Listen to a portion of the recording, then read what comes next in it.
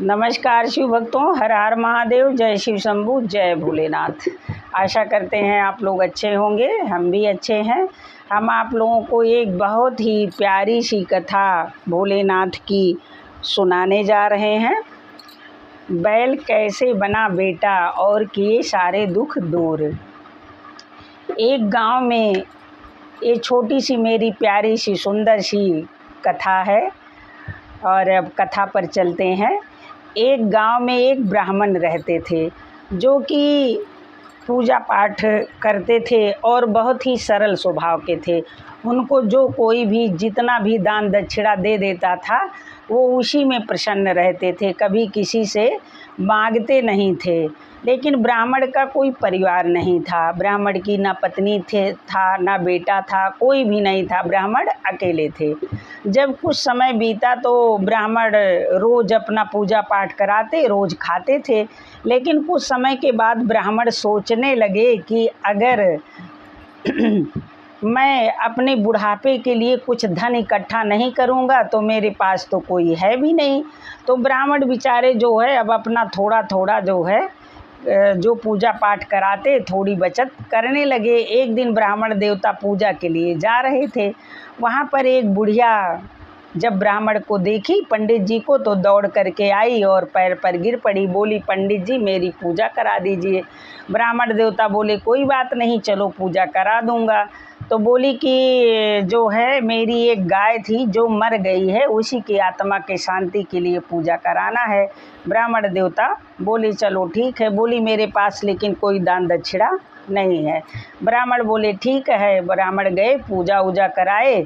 तो ब्राह्मण देवता बोले कि अब तुम्हारे गाय की आत्मा को शांति मिल गई है, लेकिन कम से कम पूजा कराने का मतलब है कोई ब्राह्मण को अगर आप पूजा करवा रहे हैं तो कुछ न कुछ तो दान दक्षिणा जरूर देना चाहिए, नहीं तो पूजा सफल नहीं होती है। तो बुढ़िया बोली कि पंडित जी मेरे पास तो कुछ है नहीं, जो गाय मर गई है उसी का ये बछड़ा है, इसी को आप ले जाइए। पंडित जी पहले बोले कि मैं इसको क्या करूँगा, लेकिन बुढ़िया बोली कि मेरी पंडित जी उम्र हो गई है और मैं इसकी देख रेख भी अच्छे से कर नहीं पाती हूँ। अगर आप ले जाएंगे तो हमें भी अच्छा रहेगा और आप इसकी अच्छी से देखभाल भी कर लेंगे।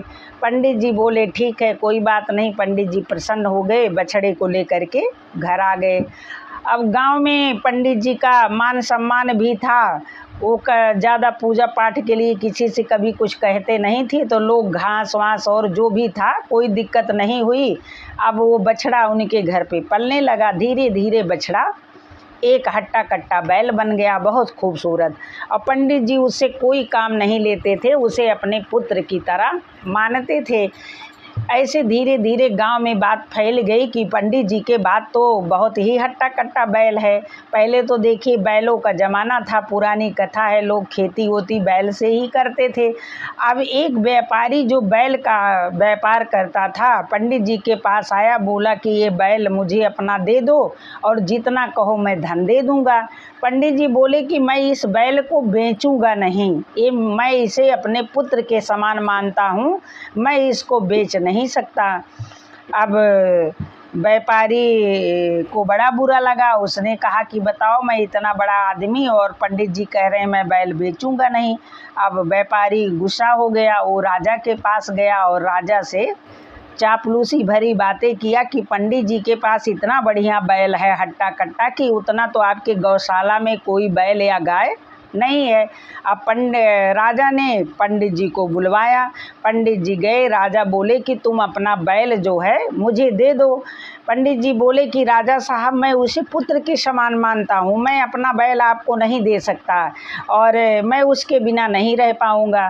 राजा बोले कि बताओ। राजा को बड़ा बुरा लगा कि बताओ मैं राजा हूँ, मेरी बातों का उल्लंघन कर रहा है पंडित। अब पंडित के यहाँ से बैल अपने आदमियों को भेज करके राजा ने मंगवा लिया।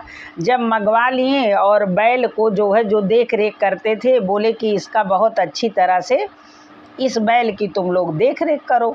अब भाई अब बैल की देख रेख क्या होती। बैल ना पानी पी रहा था ना कुछ खा रहा था, बैल ने कुछ नहीं खाया पिया। अब राजा जो है परेशान हो गए कि ऐसे नहीं खाएगा तब तो ये बैल मर जाएगा। क्या कोई जानवर भी इतना किसी इंसान को प्रेम करता है। अब राजा बोले कि ले जाओ इस बैल को पंडित जी के यहाँ छोड़ाओ। अब बैल जब पंडित जी के यहाँ आ गया तो पंडित जी बहुत खुश। एक दिन पंडित जी जब बैल के पास बोले तो बैल बोला मनुष्य की भाषा में, मैं आपकी मदद करना चाहता हूँ। पंडित जी पहले इधर उधर देखने लगे कि कहाँ कौन बोल रहा है, तो बैल बोला मैं बोल रहा हूँ और मैं आपकी मदद करना चाहता हूँ। पंडित जी बोले कि तुम कौन हो, ये कैसे जो है तुम बोल रहे। बोला ये सब मत समझिए, लेकिन मैं आपकी मदद करना चाहता हूँ। आप सेठ के पास जाइए और उससे ये बोलिए कि मेरा बैल 5 बैलगाड़ी अकेले खींच सकता है। अब पंडित जी सोचने लगे कि मतलब मैं व्यापारी के पास कैसे जाऊं। सोचते सोचते एक विचार आया। पंडित जी व्यापारी के पास गए, बोले कि मेरे पास एक ही बैल है, एक बैल मैं तुम्हारा खरीदना चाहता हूं, मुझे दूसरा बैल दे दो, लेकिन मेरे बैल की तरह ही बैल होना चाहिए। मेरा बैल 5 बैलगाड़ी अकेले खींच सकता है। अब सेठ बोला अरे कैसी बातें कर रहे हो, 5 बैलगाड़ी कैसे अकेले खींच सकता। पंडित जी बोले नहीं खींच सकता है, बैल ने बोला था तुम शर्त लगा देना और पैसे की शर्त लगाना। अब पंडित जी बोले कि हाँ मेरा बैल 5 बैलगाड़ी खींच सकता है। अगर मेरा बैल ना खींच पाया तो मैं 15,000 सोने की मुहरें आपको दूंगा, नहीं तो आप मुझको देंगे। अब भाई व्यापारी शर्त तो शर्त लग गई। शर्त पहले का ज़माना था, जो लोग जो करते थे उससे मुकरते नहीं थे। अब जब शर्त लग गई तो पंडित जी आए। भाई बहुत भीड़ जमा हो गई। तब कुश्ती उश्ती ऐसे सब होता था, बैलों की लड़ाई, बड़ा भीड़ इकट्ठा होती थी। लोग सब जुट गए। बैल पहले जब गाड़ी खींचा तो वो खींच नहीं पाया, लेकिन दूसरी बार बैल गाड़ी 5 गाड़ियाँ खींच लिया। अब तो वो क्या करे व्यापारी, अब सबके सामने की बात थी, 15,000 उसको मोहरे देना पड़ा। अब दुखी मन से उसने 15,000 सोने की मोहरे दे दिया।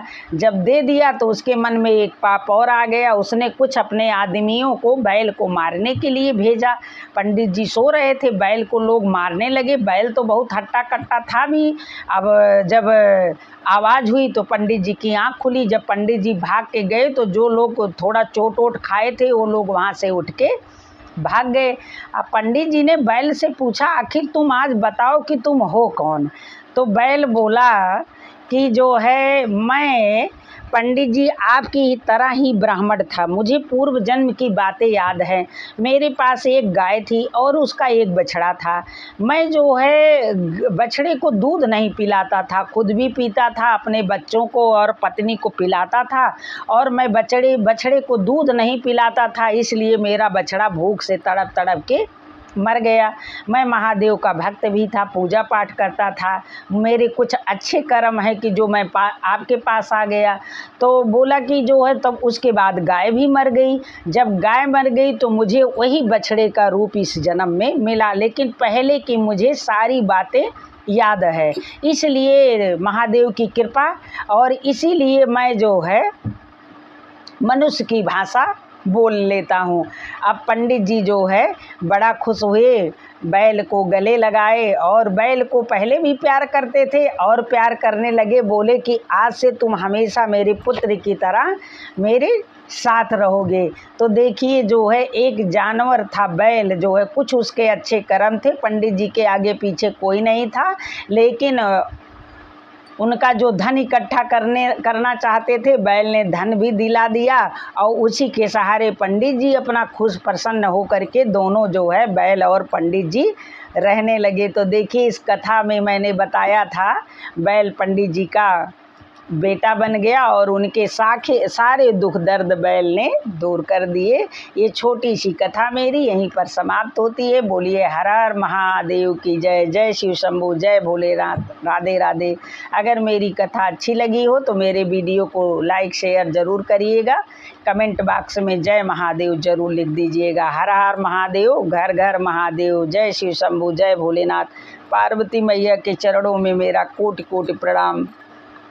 भोलेनाथ सभी भक्तों पर अपना कृपा दृष्टि बनाए रखें। हर हर महादेव। जय शिव शंभू। जय भोलेनाथ।